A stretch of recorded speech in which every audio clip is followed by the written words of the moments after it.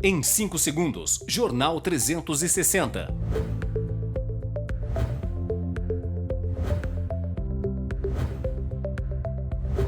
Oferecimento Café Beduíno. Descubra o sabor marcante do café beduíno.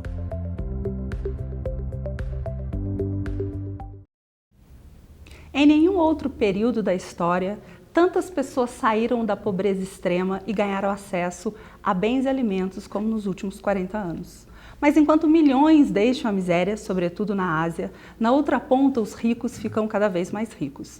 Já a classe média, os 40% do meio, vai sendo exprimida entre os 50% mais pobres e os 10% mais ricos. Reagindo à perda de status, especialmente no Ocidente, onde 85% da população de alta renda se concentra à classe média, então recorre cada vez mais a líderes populistas que prometem trazer o passado de volta com discursos radicais e soluções simples.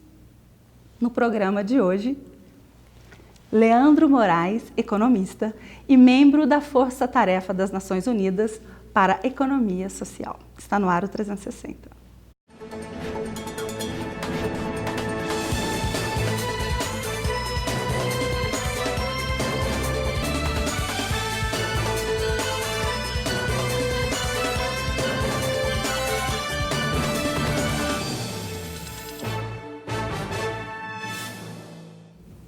Boa noite, seja bem-vindo à TV Poços e ao Jornal 360. A partir de agora, até às 22 horas, você também é nosso convidado para participar e para interagir de um tema tão em alta nas redes sociais, nos debates, desigualdade global. E ninguém melhor do que o Dr. Leandro para falar sobre isso com a gente. Tudo bem? Seja bem-vindo. Prazer enorme te receber aqui. Boa noite, Carol. Boa noite a todos. É um prazer também muito grande estar aqui. Muito obrigado pelo convite, pela oportunidade de estar aqui falando de um tema de extrema relevância, de extrema pertinência, sobretudo nos tempos de hoje. Demais, eu fiquei tão impressionada com tudo que eu fui lendo, tudo que eu fui estudando, e aí nós fizemos de uma forma que você possa acompanhar com a gente. Nós vamos trazer um pouquinho da Ásia, aliás, da África do Sul, vamos passear também lá pela Ásia e vamos voltar para o Brasil para mostrar como é que isso tudo influencia na nossa vida, no nosso dia a dia. Então eu já vou começar, viu, Leandro? Já vou perguntar que se com a renda dos emergentes se aproximando daquelas das nações ricas, e com a desigualdade interna aí nos países em alta, a gente pode dizer que o mundo volta à configuração do final do século XIX, quando a ascensão do nacionalismo e do populismo levou os conflitos do século XX. A gente está revivendo isso? É uma questão muito boa. Algumas características podem estar voltando, mas com a roupagem do século XXI. Certo. Então, explica isso para mim, deixa eu entender.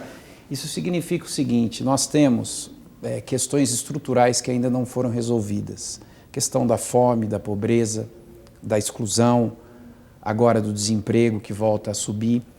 E é até paradoxal, porque nós vivemos num momento que é hoje. O que está acontecendo no momento de hoje? Está acontecendo que, de um lado, nós temos a mais surpreendente evolução tecnológica. A indústria 4.0, sim, falamos disso até neste programa. Biotecnologia, a cibernética, em um estado avançado. Isso envolve impactos tremendos em diversas esferas da sociabilidade, certo, na produção, no consumo, nas relações entre as pessoas, no mundo do trabalho. O que significa essa evolução tecnológica? Significa um avanço material tremendo. A gente hoje pode conversar com pessoas em todos os lugares do mundo, as viagens permitem cruzar oceanos, você tem o frio, você pode utilizar a tecnologia para melhorar o ambiente, enfim, na saúde tem avanços surpreendentes. Agora, por outro lado, certo, a despeito de todo esse avanço tecnológico, a pobreza está aumentando, a desigualdade está aumentando, a concentração está aumentando. Como é que pode, gente? Você tem um dado assim, interessante de um colega da FAO. A FAO é o órgão das Nações Unidas que trata o tema da segurança alimentar. Certo. Hoje nós temos, segundo eles informam, tecnologia e capacidade de produção, sim, suficiente para produzir alimento para cerca de 9 bilhões de pessoas. Uau. Ou seja, um valor superior à quantidade de pessoas no mundo, que está em torno de 7,5 bilhões. Certo. No entanto, 1 bilhão, 1,5 bilhão, depende da metodologia que você utiliza, passa fome diariamente. Então, é algo paradoxal, né? porque de um lado você tem um avanço material surpreendente, né, que o capitalismo mostra uma capacidade imensa, o sistema capitalista de produção mostra uma capacidade imensa de criar avanços, né, de criar produtos, de criar serviços, de criar conexões, mas, por outro lado, ainda não conseguiu resolver problemas estruturais da humanidade, que é a questão da fome, é a questão da pobreza, é a questão da falta de acesso. E aí é importante dizer uma coisa, depois eu trouxe até uma colinha de alguns dados à vontade, aqui. doutor. Alguns dados, são muitos números, né? É que quando a gente trata essas questões, a gente tem que tratar do ponto de vista multidimensional. Então, você estava falando, né, na abertura, a questão da desigualdade. Sim. A desigualdade, a concentração, a pobreza, ela não deve ser analisada, como a maioria pensa, somente do ponto de vista da renda, do trabalho, ou isolada, seja, do ponto de vista econômico, que é por si só uma grande variável. Mas ela deve também ser olhada na perspectiva multidimensional. O que é a perspectiva multidimensional? A perspectiva multidimensional tem a ver não só com a renda, mas tem a ver com o acesso aos serviços sociais básicos. Certo.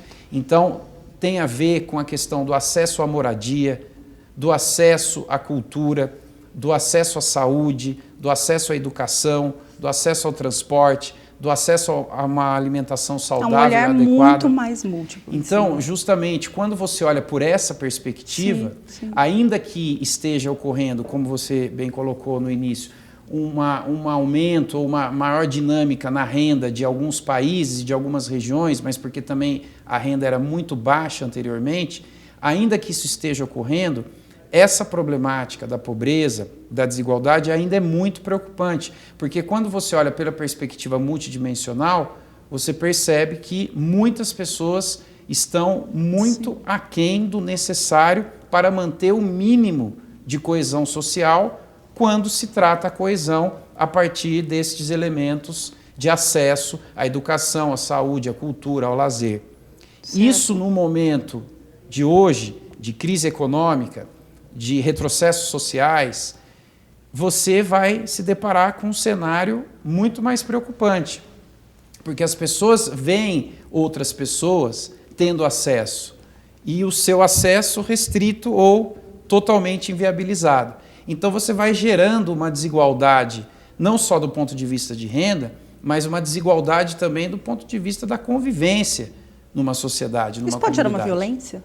Isso pode gerar uma violência, isso vem gerando uma violência. Agora, também não é isso que explica totalmente a questão da violência, do assalto, do roubo, dessas mazelas, né? Vamos deixar digamos, da violência pública. Isso é separadas. Importante, mas isso também deve ser levado em conta. Porque nós não temos histórico de conversa, né? O nosso histórico, infelizmente, é a força, né? Nós temos histórico de força e não de debater e de conversar. Isso é uma realidade que vem até mudando, mas o nosso histórico é um histórico de a força, resolver as coisas à força. Nós vemos aí o mundo, quantas guerras tiveram aí no mundo. Falei aí de voltamos no final do século XIX, porque você falando foi exatamente onde eu me enxerguei. Os livros de história, de tudo que a gente já estudou e que a gente lê, parecia que a gente estava fazendo esse retorno. Eu vou voltar um pouquinho, vou para a África, você falou o mínimo do mínimo, e aí me vem a África do Sul. E apesar do regime segregacionista, os negros que já foram expulsos das terras, das zonas urbanas, hoje eles têm alguma infraestrutura, enfrentam ainda muitos obstáculos geográficos e econômicos. Você acha possível desvincular a África das raízes históricas? Olha, não é possível e nem devido, do ponto de vista, vamos dizer assim, positivo, desvincular das raízes históricas, porque as raízes históricas é o que nos trazem, né, os elementos capazes de um enfrentamento no momento atual. Sim. A África é uma região de países com diferentes culturas, com diferentes problemas, né, com diferentes problemas geopolíticos, com problemas sociais, com problemas interno e externo ali à região, né?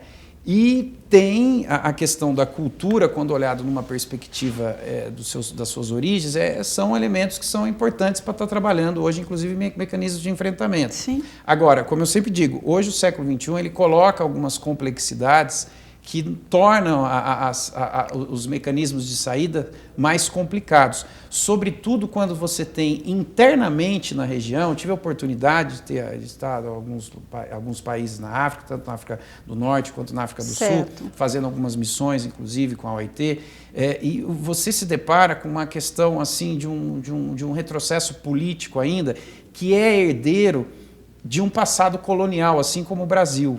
Né? Países com passado colonial são países que demoram para enxergar o quão complexo está a saída para tudo isso. Como a saída, os enfrentamentos, né, são complicados, primeiro pela questão histórica, como você coloca, países de passado colonial, né, e que se inserem, digamos, no final do século XIX, no século XX, agora no século XXI, com um gap em relação ao que existe no mundo avançado muito grande. E isso em termos econômicos, em termos sociais, em termos políticos, em termos culturais. E mesmo depois de 25 anos do apartheid, ainda acontece tudo isso? Eu me lembro que eu estive em Joanesburgo, acho que há uns 4 anos, e me chamava a atenção, conversando com algumas pessoas que são dali, que viviam ali, que é muito comum ainda, embora não exista a segregação do ponto de vista formal, onde a gente pode ver nos museus ali do apartheid, bancos e passagens e determinados locais somente para brancos, né? Então isso aí você vê no museu, tal, ficou ali essa história. Mas a realidade ainda Mas isso persiste. Ainda existe de forma camuflada. Isso é muito triste ouvir isso, por exemplo, no mercado de trabalho, determinadas ocupações são realizadas por brancos ou por negros. As que são realizadas por negros, não diferentemente no Brasil, a gente já tem, claro que numa outra magnitude, mas assim também pelo nosso passado colonial escravocrata, de séculos, né? Você tem, em geral, as piores ocupações de menores salários são as ocupadas pelos negros, ao passo que as ocupações de maior nível, de maior remuneração, são realizadas pelos brancos. Isso leva a uma outra questão, através da renda, que os brancos, com melhores qualificações, melhores rendimentos, melhores trabalhos, vivem em localidades, do ponto de vista do acesso ao transporte, do ponto de vista da qualidade de vida, muito melhores do que o que os negros vivem. Então existe uma segregação camuflada ainda. Então a gente pode dizer que o local e a renda que eles terão é determinante para o futuro daqueles que trabalham hoje, que estão entrando no mercado de trabalho da África? Sim, você ainda encontra essas dificuldades, esses obstáculos, né, a despeito de um mundo que o mercado de trabalho por si só já passa por uma alteração muito grande, até um tema que hoje ou em um outro momento a gente poderia discutir, que é esse impacto das tecnologias na questão do trabalho, na questão do emprego. Se fala do fim do emprego, mas não do fim do trabalho. Verdade. Enfim, não vem? E isso leva também o quê? Sempre a dificuldade é maior para inserir esses grupos historicamente desfavorecidos. Nós temos um gráfico, doutor Leandro. A África é o país mais desigual do mundo, né? E esse gráfico traz essa disparidade histórica entre pobres e ricos, a ponto de que os 10% os mais ricos capturam hoje cerca de 65% da renda nacional. É impressionante esse gráfico. É impressionante e está aumentando isso aí, né? Você pega 1% mais rico da população, ele está abocanhando cada vez uma parcela maior do total da renda oferida. Os ricos mais ricos e os pobres mais pobres. Os ricos mais ricos e os pobres mais pobres. Esse é o cenário atual. E chama atenção esse dado, lógico, da África, mas tem um outro dado que chama atenção, e você pode ver lá, Europa, 37%, né? Estados Unidos e Canadá. E se você pega também pela perspectiva do 1% mais rico, Sim. Você percebe nessa mesma direção que o quê? Que vem aumentando a renda do 1% mais rico. Pra você ter uma outra ideia de um outro dado que complementa. Por favor. No ano de 2018, do total da renda global auferida, né, 1% mais rico abocanhou 82% dessa renda. Ou seja, do total da renda que se gerou, 82% foi para o 1% mais rico da população mundial. Então, assim, gente, é impressionante. Eu peguei também aqui alguns dados, ou agora ou depois a gente pode comentar. brincar um pouquinho. Podemos comentar, né? Por exemplo, doutor. você estava Por falando favor. da África, depois vai dar um pulo na Ásia. Vamos tal. um pulo, Pegar olha lá, gente, vamos extremos, viu? Vamos lá, daqui a pouquinho a gente vai lá para a Ásia, vamos falar da China. Né? Para você ter uma ideia, os dados do World Inequality Report, que é um banco de dados sobre desigualdade. Certo. Né? E também o Global Wealth Report, que é inclusive um banco de dados, curiosamente, do Credit Suisse, que é um banco francês que tem 1% mais rico. Que tem ali na realização dos seus estudos, tem lá um departamento que calcula essa questão da desigualdade também. Então, com base nesses dados, você pegar, por exemplo, na Nigéria. Na Nigéria, o homem mais rico ganhou em 2017 e 2018, que, diga-se de passagem, foram anos de uma crise econômica brutal no país, que já é um país pobre, que já é um país historicamente com problemas socioeconômicos intensos. O homem mais rico ganhou somente em juros que incide sobre o seu capital aplicado, não o que ele tem, somente em juros não o que incide sobre o capital aplicado. Ele ganhou o montante equivalente a um montante que retiraria 2 milhões de pessoas da extrema pobreza. Tá brincando. Só em juros sobre o capital em 2 anos, retiraria 2 milhões de pessoas da pobreza, segundo o World Inequality Report. Né, o telespectador que quiser ter acesso a esse relatório, é só digitar no Google, você chega facilmente, tem uma série de dados. Né? Para você pegar outro dado interessante, na Indonésia, as 4 pessoas mais ricas, né, 4 pessoas mais ricas, não é o 4%. Gente, a gente está falando de pessoas, tá? 1, 2, 3, 4. Mais 4 ricas, pessoas. Elas têm uma renda que equivale à renda de 100 milhões de pessoas no país. Né? Então, assim, estou assustadíssima com isso. Nos Estados Unidos, né, muitos vangloriam os Estados Unidos. Os Estados Unidos têm aspectos formidáveis do ponto de vista econômico, do ponto de vista tecnológico, né? Mas tem muitos que vangloriam os Estados Unidos, inclusive pessoas que ocupam níveis, digamos, importantes na política brasileira, que vangloriam os Estados Unidos pelo profundo desconhecimento da realidade americana, que as 3 pessoas mais ricas detêm uma renda que equivale à somatória da renda da metade da população dos Estados Unidos. 3 pessoas. 3 pessoas. Gente, né? São números impressionantes. Então assim, é importante, até aproveito para parabenizar e agradecer essa oportunidade, esse convite, porque eu acho que esse é um tema que tem que ser discutido, sobretudo nos tempos de hoje, onde se faz uma discussão muito rala, muito panorâmica, né, para ser diplomático com o termo, muito panorâmica sobre esses grandes problemas, né? E que hoje, inclusive, essa visão maniqueísta, é bem ou mal, é A ou B, que torna o debate ignóbil, né, que torna o debate dos piores possíveis. Essa é uma tendência em alguns lugares do mundo, e aqui no Brasil a gente vivencia também esse momento horrível onde o debate ele é jogado assim ao pior nível, um debate pior que um debate panfletário. Então é importante estar se discutindo esse tema, né, até pelo profundo desconhecimento, né, de determinadas pessoas que, pelo cargo que ocupa, devia ter uma capacidade maior e melhor para lidar com essas questões, com esses problemas sociais, ambientais, que também é um tema que conecta com a questão da desigualdade. Né? Então, é muito importante a gente estar fazendo essa discussão. Precisamos ler, discutir. Recentemente, um jornal que você assina, que você lê na internet, fez uma série de reportagens também falando sobre essa desigualdade. É excelente, pessoal. E assim, me chamou a atenção, quando eu gosto de ler essa série de reportagens, eu vou nos comentários, eu gosto de ler os comentários, eu sou a pessoa que lê comentários. Gente. Fui lá nos comentários e um dos comentários me chamou a atenção. Um senhor já de idade, ele até assinou, ele tinha 68 anos, assinou lá com o nome dele, e ele disse o seguinte no comentário: parabenizou o veículo pela excelente fonte de informação e colocou assim, ó, é uma pena que as pessoas não leem, quem mais deveria ler não vai ler exatamente sobre o grande problema que o mundo está enfrentando. Claro. E aí, só para complementar, Carol, desculpe, eu estava dizendo tudo isso porque é o seguinte, este tema que nós estamos discutindo não é um tema de esquerda ou de direita. Exatamente. Não é um tema de vermelho, azul, amarelo. Não é um tema de A ou B. É um tema que é necessário ser discutido até por questões de sobrevivência. Por quê? Porque os relatórios internacionais estão mostrando que há uma perspectiva desses dados ainda piorarem na onda em que as coisas continuam, né? Estão caminhando. Então, é muito sério, é muito sério. A gente vai falar de possíveis soluções para isso. Eu vou encerrar o primeiro bloco com a última pergunta da África, perguntando para você se as novas gerações, se forem mais assertivas, sem esperanças de mudanças, você acha que elas constituem um risco político-social?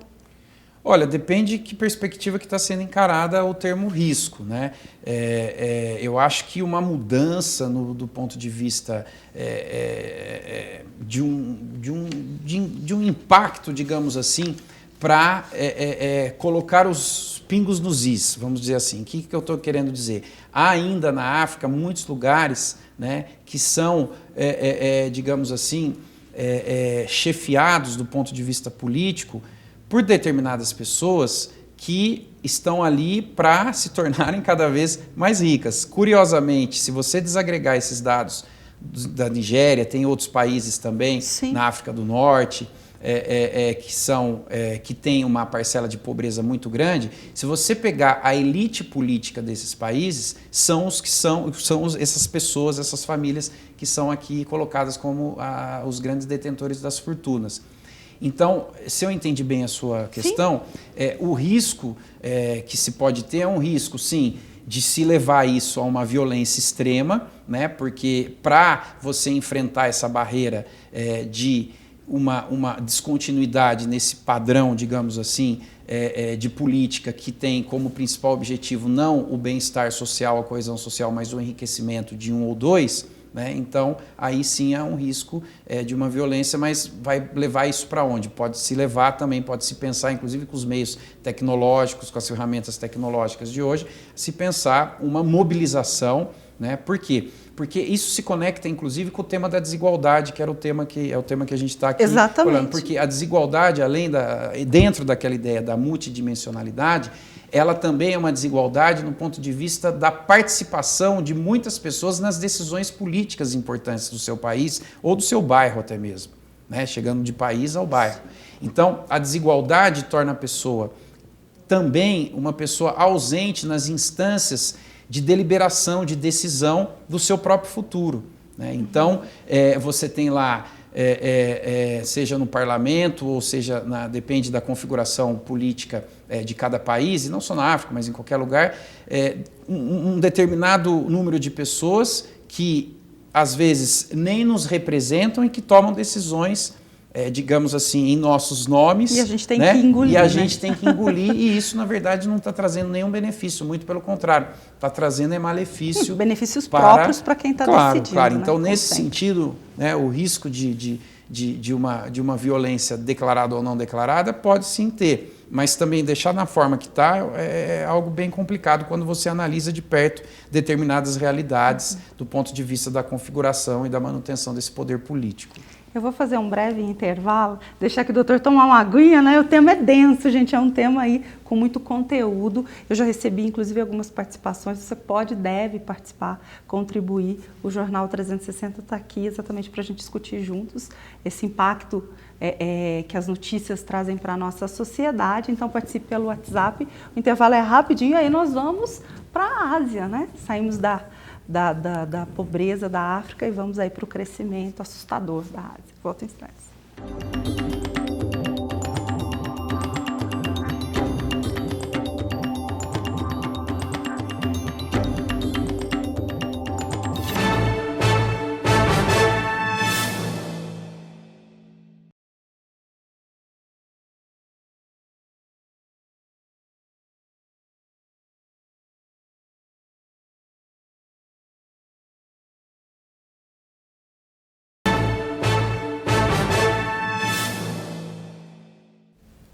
Estamos de volta com o Jornal 360. Hoje estou conversando aqui com o professor doutor Leandro Moraes. A gente está falando sobre a desigualdade global. E durante o programa você está vendo aí no GC do Dr. Leandro algumas siglas, né? E eu gostaria que ele falasse exatamente sobre ser membro dessa força-tarefa das Nações Unidas para um tema da economia social. Eu estou com a pessoa correta aqui hoje, doutor. O que significa essa sua função nas Nações Unidas, doutor? Muito bem.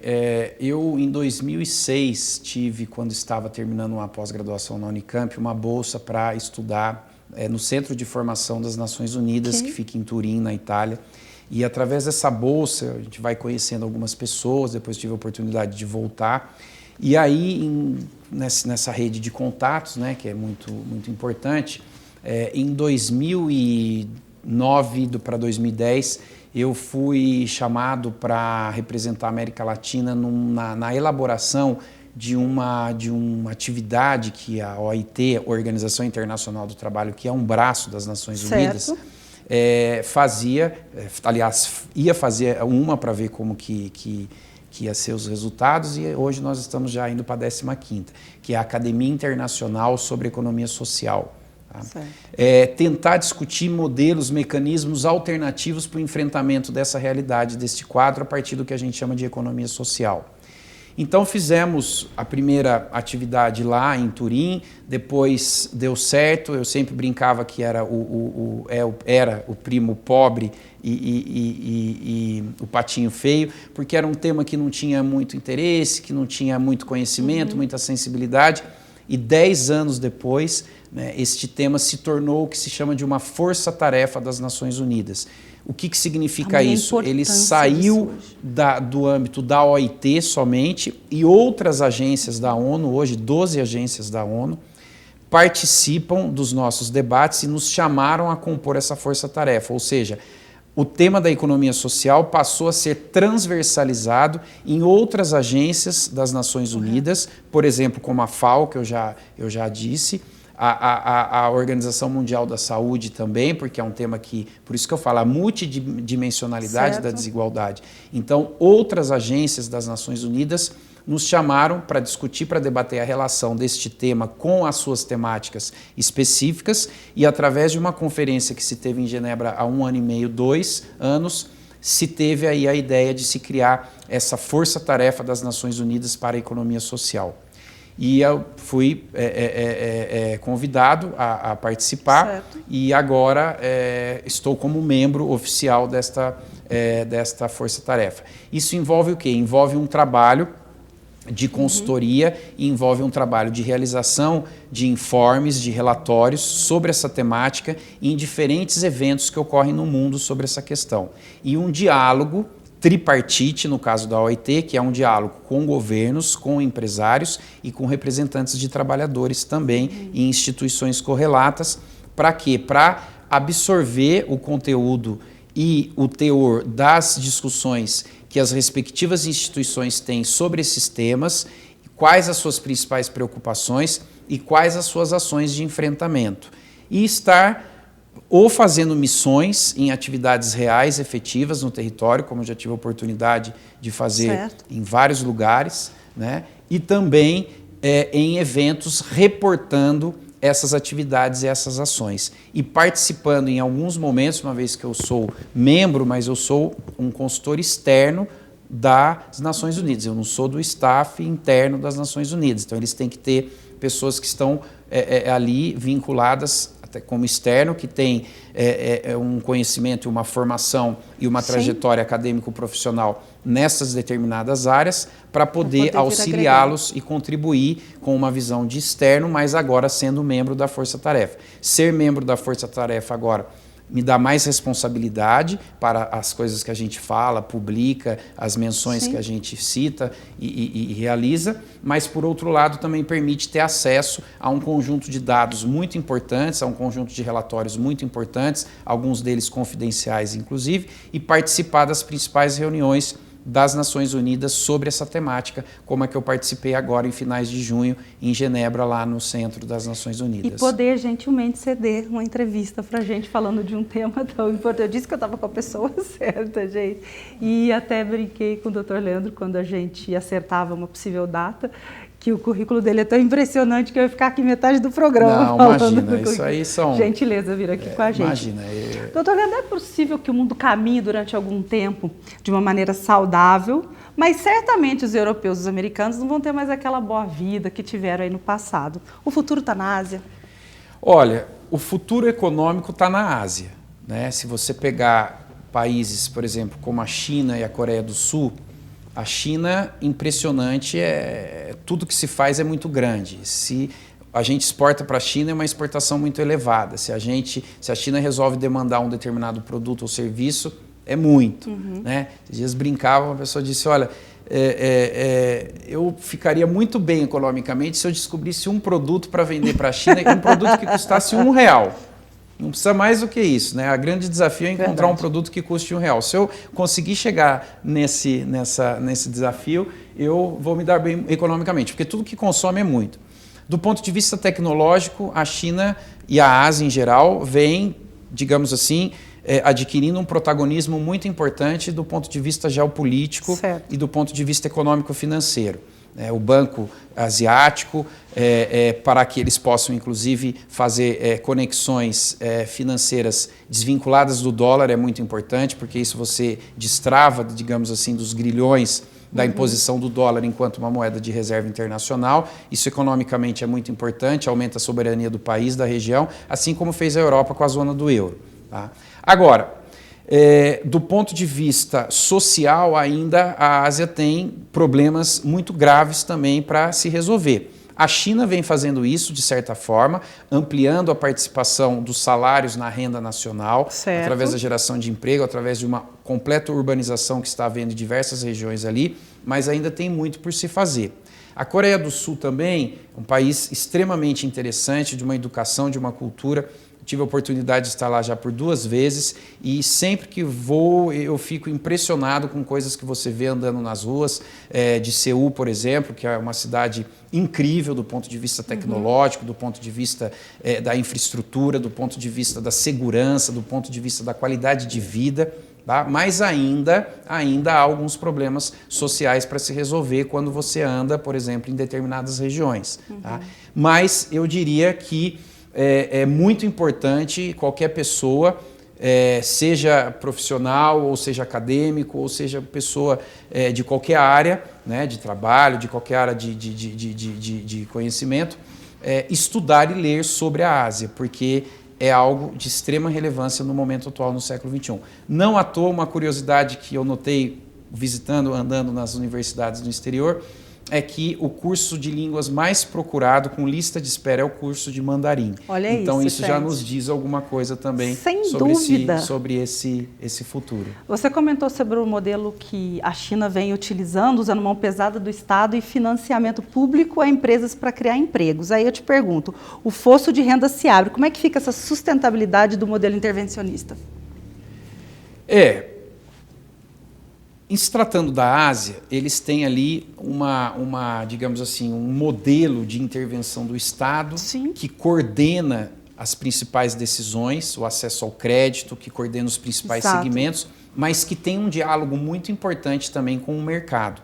Só que eles vão ditar as regras do jogo, tá certo? Então, após a abertura da China, por exemplo, ou de outros países ali também, eles passam a interagir numa economia de livre mercado, só que um livre mercado, digamos assim, muito bem regulado e regulamentado pelo Estado e pelo poder governamental deles ali. São as células dentro dos partidos? Esse é o modelo de negócio? São as células dentro do partido. No caso da China, por exemplo, é o partido comunista chinês. Esses núcleos políticos. Que vai definir as principais decisões de onde vai o crédito, para quais setores, quais são os planos. Eles funcionam muito por planos quinquenais de desenvolvimento. Tá? Agora, o que se mostra é que está tendo uma sustentabilidade. É claro, a China já está desacelerando, a Ásia está desacelerando, eles também enfrentaram crises financeiras importantes nos anos 90, por exemplo, depois nos anos 2000, mas estão ali mantendo, digamos, o protagonismo do crescimento global. E em relação à guerra comercial já com os Estados Unidos, qual é o risco dessa estratégia? Dependendo desse impacto, desse grande impulsionamento que a China pode vir dar, você acha que eles vão encontrar demanda correspondente no futuro? Olha, a China, o mercado interno chinês é muito grande, né? Então está bem, digamos assim, garantida a demanda. Agora, eles também, por terem uma escala de produção muito grande, eles dependem dos mercados externos, né? Essa guerra comercial atual, ela é muito importante do ponto de vista de símbolo do que o século XXI está sendo disputado né? A disputa hegemônica internacional do século XXI está entre Estados Unidos e China, do ponto de vista comercial, do ponto de vista tecnológico, do ponto de vista financeiro. Eu acho que, do ponto de vista do Brasil, olhando essa guerra, né, e não só eu, ouvindo economistas e diplomatas com muita experiência nesse segmento comercial global, eu acho que é um erro estratégico muito grande tomar um lado como um lado, escolher um lado, digamos certo, assim, né? Até porque a dinâmica do comércio internacional, ela não necessita, digamos assim, de que um país escolha um lado desse jogo, né? Você tem que saber dialogar com um em que o outro, de acordo com as estratégias e o que é interessante para o país, não só no Brasil em relação a eles, mas em relação a qualquer país em relação a eles também. Eu tenho um gráfico também, um levantamento que nós... Este me deixou assustada. Dá uma olhada, pessoal, para vocês terem uma ideia, tá? Esse é um aumento da renda média, tá? Que vem lá desde 1978. A gente falando aí de... Olha isso, a França teve um aumento 38%, Estados Unidos 73%. Agora olha para a China, 780%. Assim, é impressionante. Os 10% mais ricos se apropriam de 40% dos rendimentos e os 50% mais pobres de menos 15%. Então, o que eu venho perguntar, assim, se esses países têm ampliado a classe média e quais a perspectiva disso no futuro? Vai continuar assim cada vez mais? Duas coisinhas. A primeira é esse dado bastante significativo de 780%. É impressionante, gente, é impressionante. Ele tem a ver com o fato de que neste ano de 78, o começo dos anos 80, a renda média da China era muito pequena, era ínfima em relação à França, por exemplo, que apresenta ali 38%.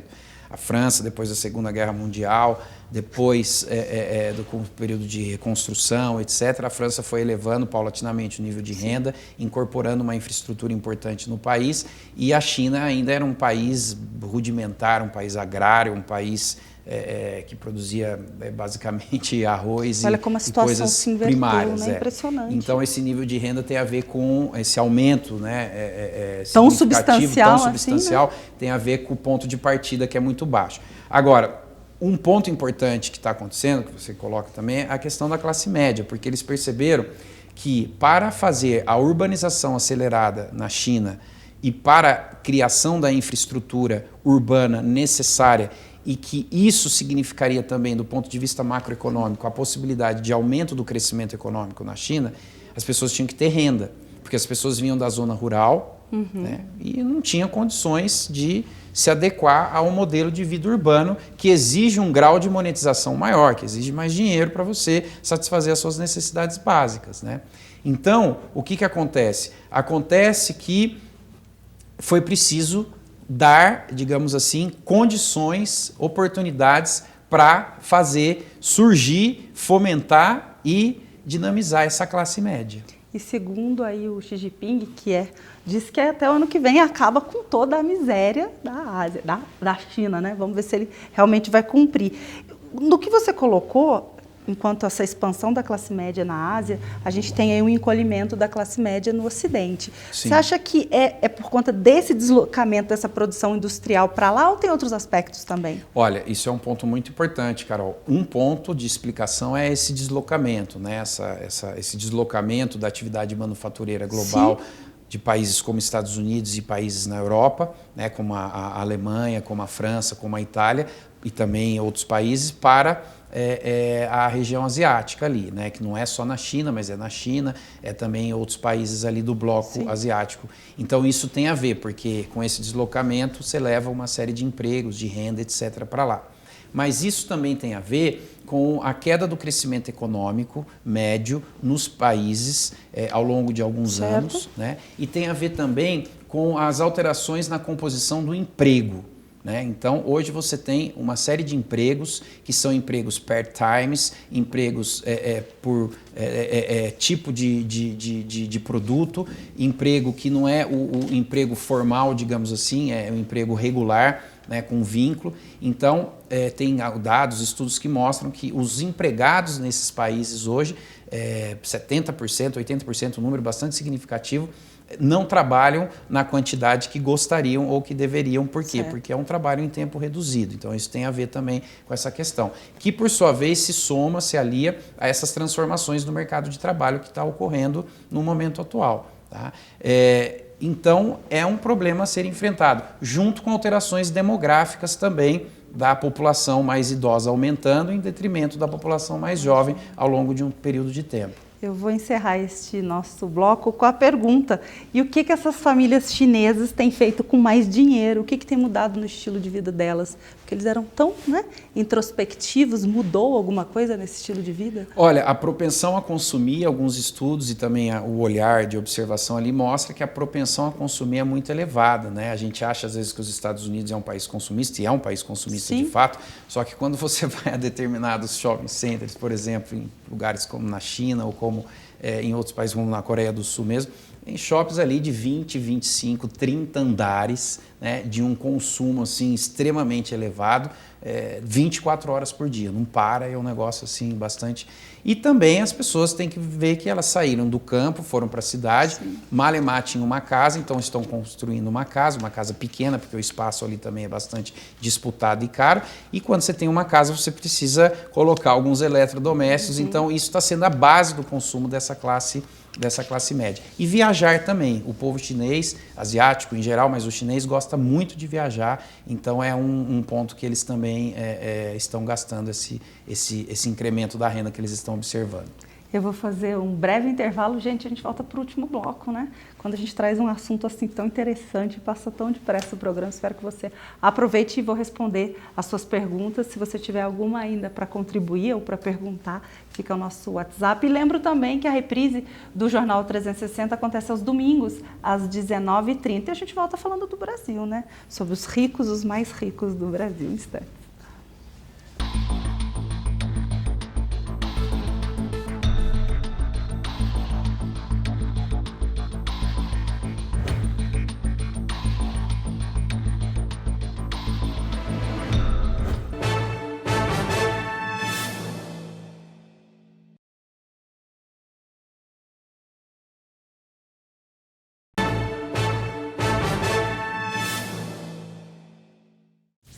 Estamos de volta. E agora, gente, super ricos do Brasil lideram a concentração de renda global. Não tem jeito. Entre os países democráticos, nenhum outro tem maior acúmulo de rendimentos. No 1% do topo. Abre o gráfico, por favor. Eu quero mostrar uma coisa para você, se impressionar com os números do Brasil. Olha aí, ó, quais as razões de termos uma forte concentração no 1%, doutor Leandro? Olha, a concentração do Brasil é uma concentração histórica, né? Uma concentração que tem a ver com o nosso passado colonial, escravocrata, que passando dos períodos em todos os políticos certo. Que nós passamos, não é caso de um ou de outro, não conseguimos desvencilhar desse problema. Tá? Isso tem a ver com a estrutura tributária brasileira, isso tem a ver com a questão, que também é uma questão tributária do pagamento de impostos sobre determinadas aplicações que o Brasil, sobre dividendos, por exemplo, que o Brasil é o único país que não cobra.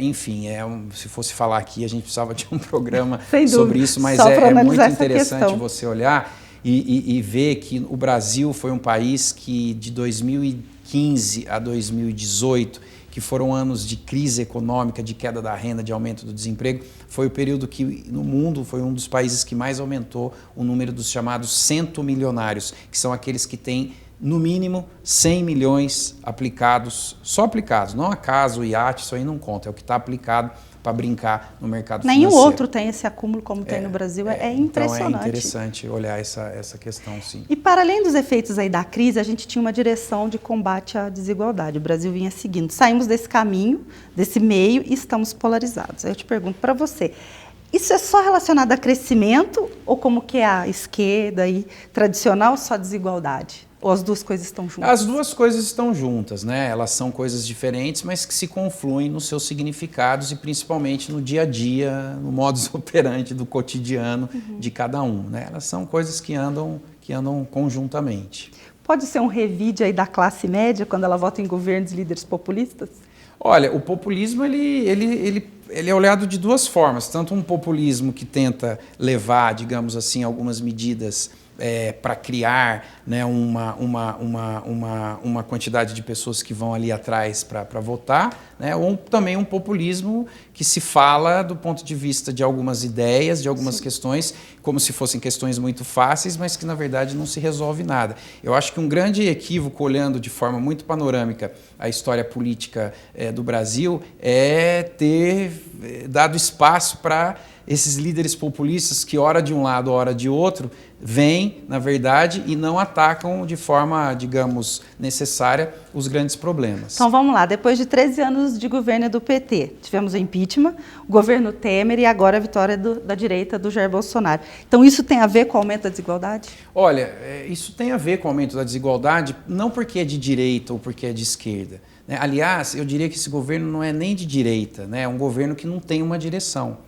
É um governo que não sabe o que quer fazer, tá certo? Então, eu não sei, era bom quando você tinha, por exemplo, o que era direito? O PSDB, o Fernando Henrique, um conjunto de ideias extremamente assim interessantes, de uma pessoa, digamos, que tinha um direcionamento, né? Então, assim, depois vem o Lula com aquelas ideias, visões, esquerda, inclusão, tá, esquerda.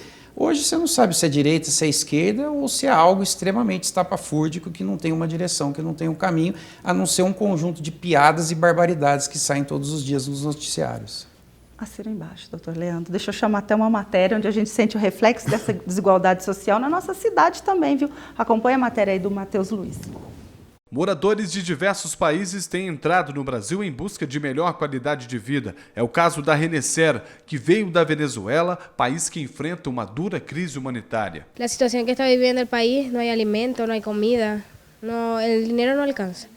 Por isso decidimos vir aqui a experimentar, a ter uma nova vida para os niños, ter novas experiências. Por causa da desigualdade social existente em vários países, caso da Venezuela, que hoje vive uma crise política insustentável, tem muita gente buscando no Brasil a saída para fome, desemprego e para falta de esperança. A crise na Venezuela é uma crise humanitária e as pessoas estão procurando sobreviver. E elas encontram a possibilidade de sobreviver nos países vizinhos. A Colômbia, por uma questão do idioma e por uma questão de proximidade também, tem acolhido muitas pessoas, mas também tem um fluxo muito grande dentro do Brasil. 5 famílias venezuelanas vivem em Poços de Caldas. Aqui, igrejas e moradores acolhem e dão assistência, com o objetivo de inseri-las no mercado de trabalho. A Igreja Jesus Cristo do Santo dos Últimos Dias é um exemplo. A igreja tem ajudado através de um fundo de jejum, de um fundo que é destinado uma verba para o fundo voluntário, né?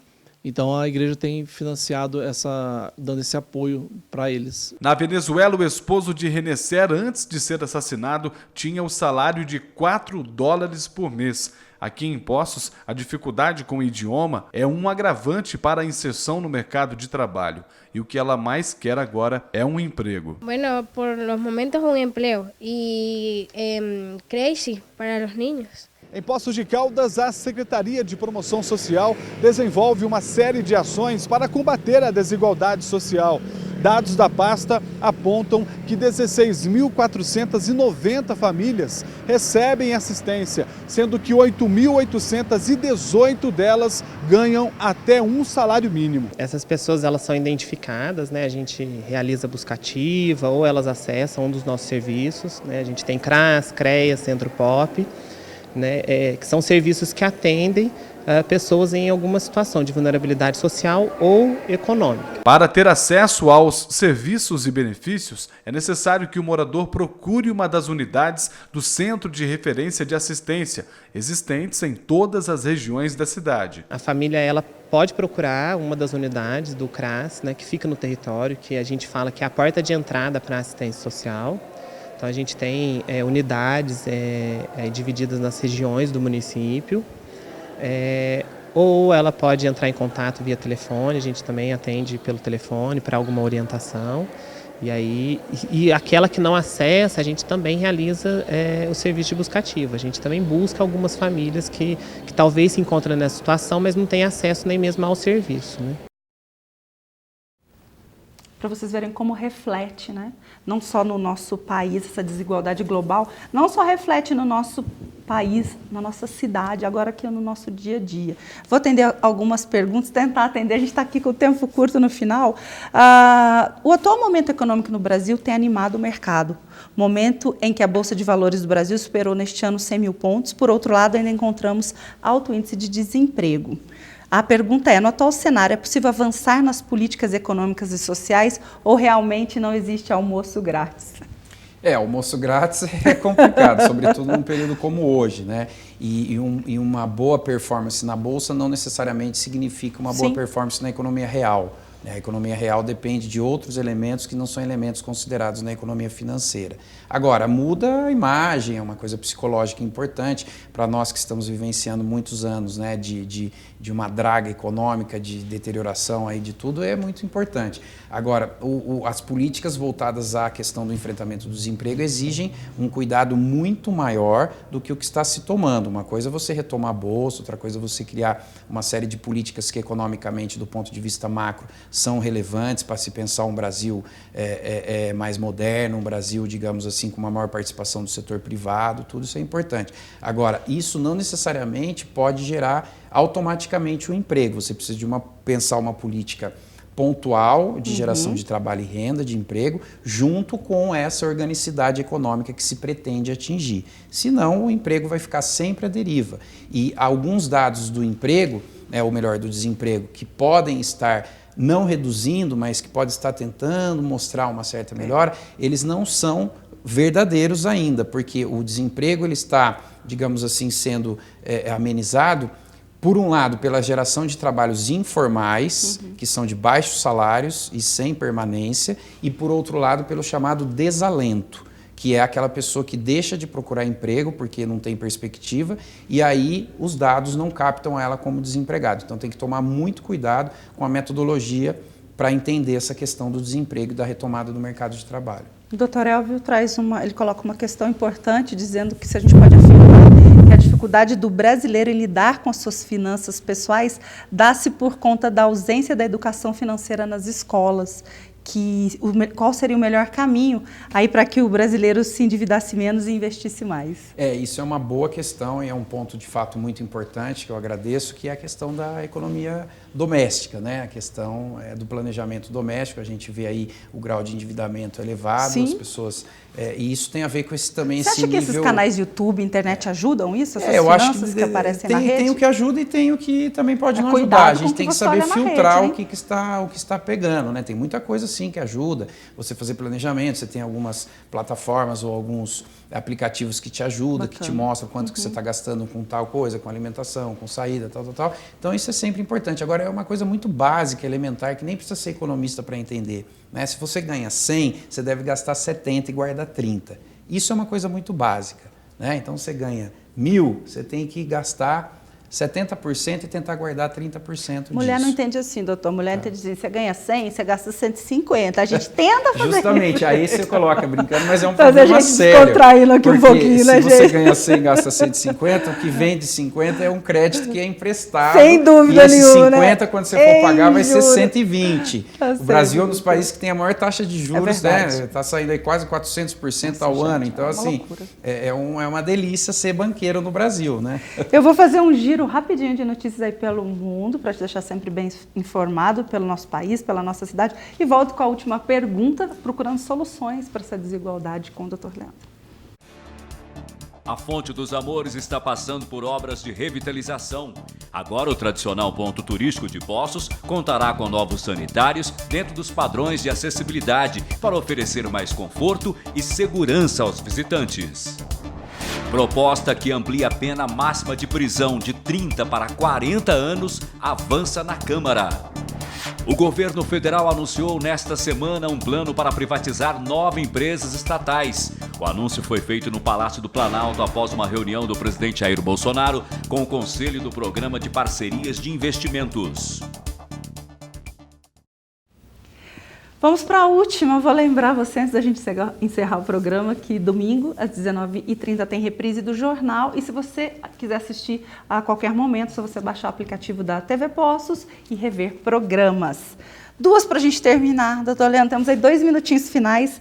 Como que a gente faz para crescer de uma maneira mais ordenada, mundialmente falando, a economia? E a segunda, democracias liberais, crescimento global, vão permanecer ameaçados? Qual a solução para a desigualdade mundial? Olha, essa pergunta a gente precisa voltar mais algumas vezes para poder fazer de forma bem detalhada. Então nos ajude, mas é muito eu tenho 2 minutinhos para encerrar. Eu diria a você o seguinte, que também há luz no fim do poço. Que ótimo. O caminho não é fácil, não é trivial, é bastante árduo, mas já há inclusive algumas experiências em países avançados e em países em desenvolvimento que estão conseguindo amenizar um pouco com a questão da pobreza, da fome, através de experiências que são experiências que não vão mudar o mundo de uma hora para outra, mas que permitem que a gente visualize modelos alternativos de desenvolvimento, modelos alternativos de produção e consumo. Certo. É aí que entra esse papel da economia social que a gente estava falando. Há experiências fantásticas em todos os lugares do mundo, e não é país pobre só que está fazendo isso. Tem experiências fantásticas no Canadá, na Austrália, na França, de localidades que, por opção, por um melhor modelo de desenvolvimento, de relação entre as pessoas, de sustentabilidade ambiental, estão fazendo a opção por viver de uma forma diferente que essa. Em países pobres também, essas questões estão sendo colocadas em prática, é claro que com mais dificuldade, mas está resolvendo problemas pontuais, não é uma resolução geral. E isso, inclusive, liga com a questão das democracias que você está dizendo. Por quê? Porque passa a dar voz a pessoas que antes não tinham. E aí eu confio muito no papel das novas tecnologias quando utilizadas em prol desses benefícios, porque você pode utilizar também para outras direções, mas usado para isso, né, o mundo mostra aí, para você pegar o mundo árabe, a questão das novas tecnologias e o que aconteceu na Primavera Árabe, etc., você vê que é uma ferramenta importante para auxiliar, para complementar a participação democrática e também o monitoramento do uso do dinheiro público, né? Então eu acredito nas novas gerações, acredito na geração dos meus filhos, né, que é surpreendente a forma como eles estão vendo o mundo. Impressionante. Né? Impressionante, e eu acredito nessa geração como uma geração que vai ser melhor que a nossa. Agora, exige um direcionamento, existe um apontamento, porque eles podem ter uma geração melhor, mas o mundo que a gente vai deixar não vai ser um mundo melhor. Então, eles têm esse grande desafio pela frente. Só que é uma questão de longo prazo, não é uma questão de curto prazo. E como já dizia um velho economista inglês, que no longo prazo todos nós estaremos mortos, mas não vamos perder também, vamos ter um pouco de senso de otimismo, porque se a gente só nos contagiar com o que nós estamos vendo hoje, a gente, né, viver hoje nesse mundo e com tudo isso que está se passando, isso leva você à depressão. Não à toa, nesse momento, nunca se usou tanto ansiolítico e antidepressivo como no momento atual. De fato, é um momento de uma crise muito grande, né, de uma crise moral, crise ética, crise de valores, para além da crise econômica que a gente vive. Fizemos um programa falando sobre essa questão da ansiedade mundial. Chegou no final. Eu tenho certeza, doutor Leandro, que você vai voltar mais vezes. Nós vamos ter ótimos temas para debater. Muito obrigado pela gentileza de ter vindo, de ter trazido todo esse conteúdo para a gente. Eu é quem agradeço mais uma vez. Boa noite a todos e a todas. Né? E sempre que puder, é um prazer imenso estar aqui com vocês. Até a próxima. Para você também. Viu? Uma excelente noite. A gente se encontra na semana que vem. Até lá.